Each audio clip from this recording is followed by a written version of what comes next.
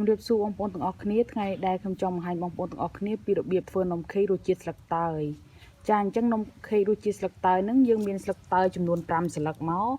អញ្ចឹងយើងកាត់វាដើម្បីយកវាទៅកិនយកទឹករបស់វាបងប្អូនអត់មានប្រដាប់កិនទឹកក្លុកទេបងប្អូនអាចយកវាទៅបុកនឹងត្បាល់យើងធម្មតាក៏បានដែរចាអញ្ចឹងបន្ទាប់ពីយើងកាត់វាជាប្រវែងខ្លីៗហើយយើងកិនជាមួយនឹងទឹកហ្នឹងខ្ញុំដាក់30 មីលីលីត្រទេបងប្អូនចាអញ្ចឹងកិនជាមួយនឹងស្លឹកតើយ5ស្លឹកហ្នឹងដើម្បីយកក្លិនរបស់វានិងយកពណ៌របស់វាហ្នឹងចាអញ្ចឹងបងប្អូនបន្ទាប់ពីយើងកិនស្លឹកតើយយកទឹកហើយយើងចាប់ផ្ដើមបង្ហាញពីរបៀបធ្វើចាអញ្ចឹងយើងមានពងមាន់3គ្រាប់បន្ទាប់មកយើងធ្វើការញែកយកពងសនិងពងក្រហមដាក់ផ្សេងគ្នាមក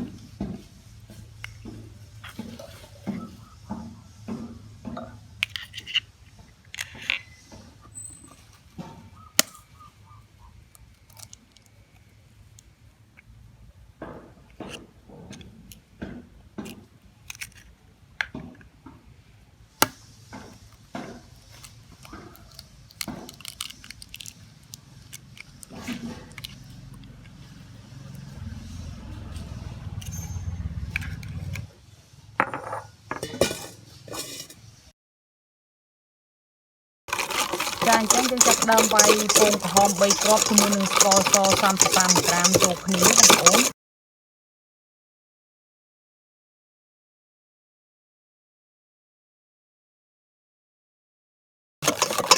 ចាអញ្ចឹងបងប្អូនឃើញថាពងក្រហមដែលយើងបានវាយជាមួយនឹងស្ករហ្នឹងវាបានហើយគឺវាពេលដែល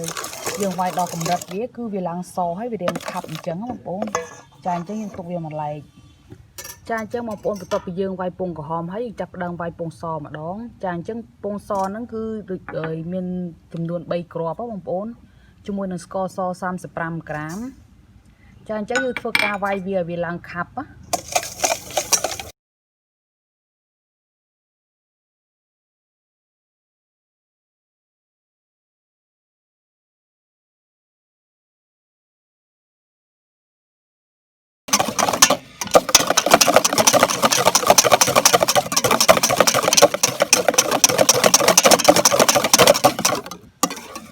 ចាអញ្ចឹងនេះបងប្អូនពេលដែលយើងវាយវាឡើងយូរទៅវាឡើងសអញ្ចឹងហើយខាប់អញ្ចឹងបងប្អូនចាអញ្ចឹងនេះកំហាប់របស់វាចាបានហើយចាបន្ទាប់មកយើងចាក់ពងក្រហមដែលយើងវាយជាមួយស្ករនឹងចូលមក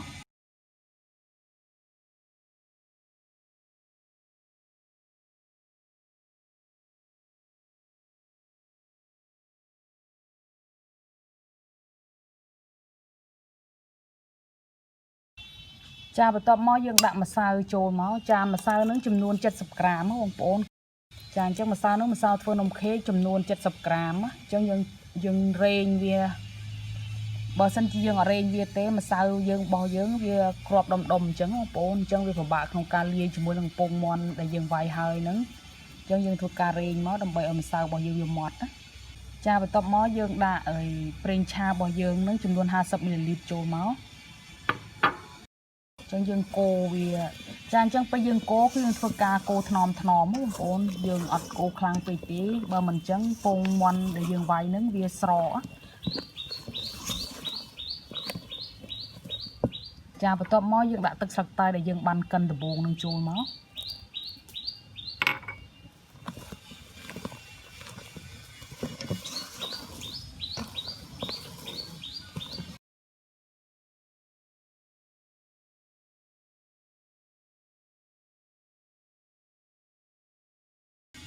ចាអញ្ចឹងបងប្អូននេះគឺជាពុំដែលខ្ញុំយកមកដុតហ្នឹងពុំដែលខ្ញុំយកមកដុតនេះគឺវាអត់មានបាតទេអញ្ចឹងខ្ញុំ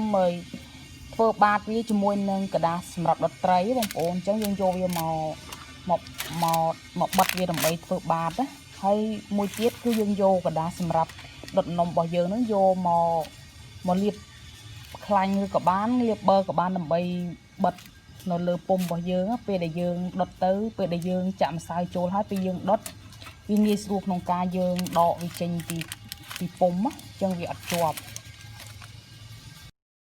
ចាហើយមួយទៀតគឺយើងមានជើងអីក៏បានដែរដែលមានតម្រោអញ្ចឹងដើម្បីយើងដាក់ពីក្រោមឆ្នាំងរបស់យើងដោយសារ นมนั้นก็ยมดดหนังฉนังบายบางปอนจังยังจะมาใส่ใบยังเลียนังโจมเอา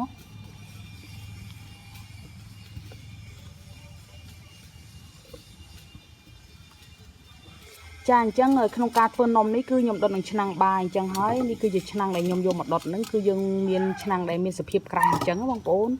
จะไปตบเมาส์คือยังโกรบอยู่เมาส์ใบยังจะตัดดดจานจังนี่คือจะเพลิงในยังดับปีกราวฉนังใบยังáจะไปตบเมาส์ยังโยเงือกเพลิงเสียงเตียนไม่โยมาดับจะเลยกระโดดฉนังใบยังáจางจังเราซานมใบยังวีเมียนวีทอมให้วีกระจังยังดับเพลิงกับดับเพลิงพลังเปย์ยังโปนดับเพลิงมาโมเมาส์กรุไอ้ใบสายยังดับเพลิงพลังเปย์ถวยนมใบยังนั้นวีคลาวใช้วีอัดจะอันเอาขังขนมก็บางโปนจางจังขยมรถเยอะเปย์กลับมองสันจางจังจับเดิมมือนมใบยังบางโปนจางยังจังยมบันจะวีมาดองหายวีตอนจะอันจังยมไทยเมตีเตียตื้อแล้ววีจะอันให้บางโปนจังยังเลิกวีใจเมาส์จานจังมองปนนมบยังบันจันฮะจังยังโยวิจังบิปุ่มอะ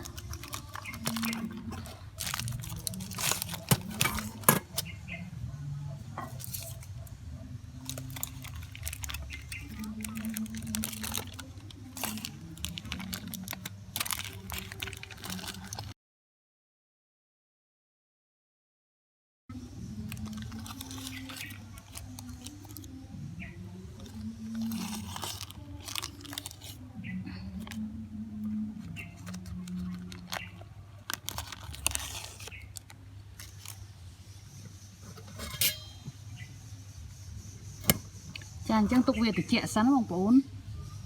จานจังยังจับดามเหมยชริวีจุใบจุ่มแหนจานจังนมเค้กนั่นคือรสจีนสไตล์มองปน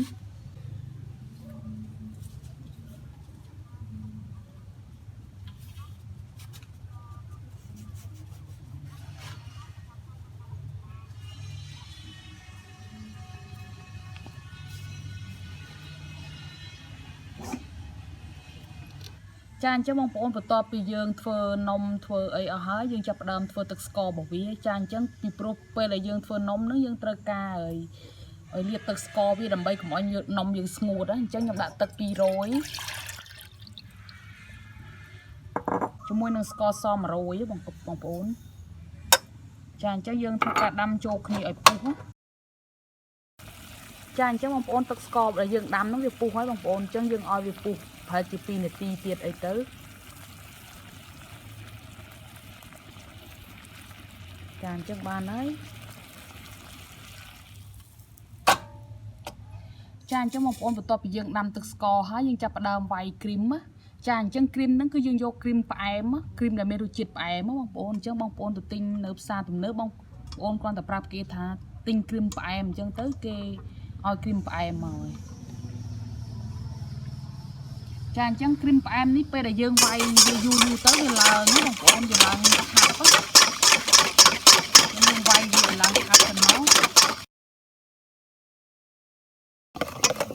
จานจังนี่บางปนยังไวต่อเวลาหักปนังตอนหายคือยังไวต่อยังเลิกหายดีอัดเละคือยังต่อไวเวียนโหด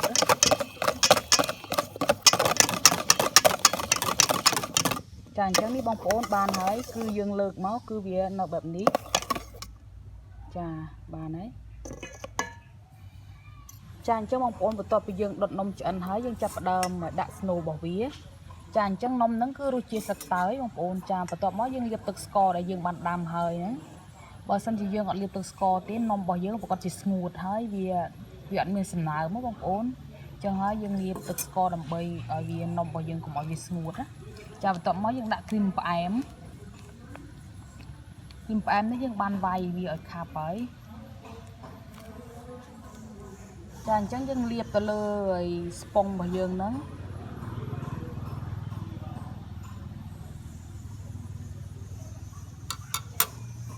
จานต่อมายังดักมาจวนเตียโจม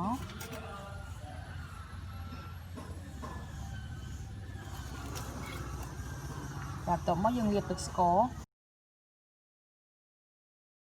ต่อมายังดักครีมปลายเตียเนาะ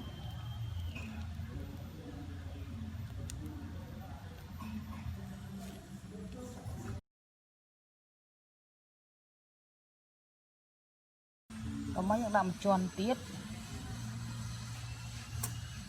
យើងលាបទឹកស្ករទៀតមកចាបន្ទាប់មកយើងបាញ់គ្រីមផ្អែមពណ៌សហ្នឹងដើម្បីលុបធ្នេនំរបស់យើងណា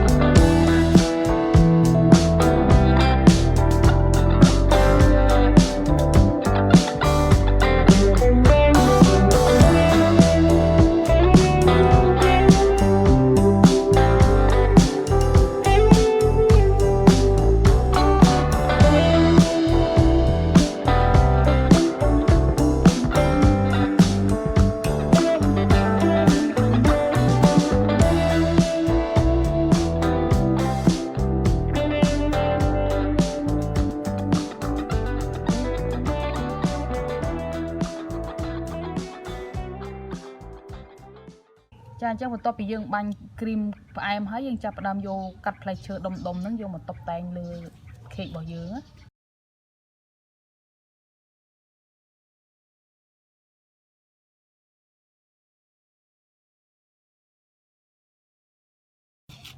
ចាអញ្ចឹងបងប្អូនយើងធ្វើហើយយើងចាប់ផ្ដើមកាត់មើលសាច់ខាងក្នុងរបស់វា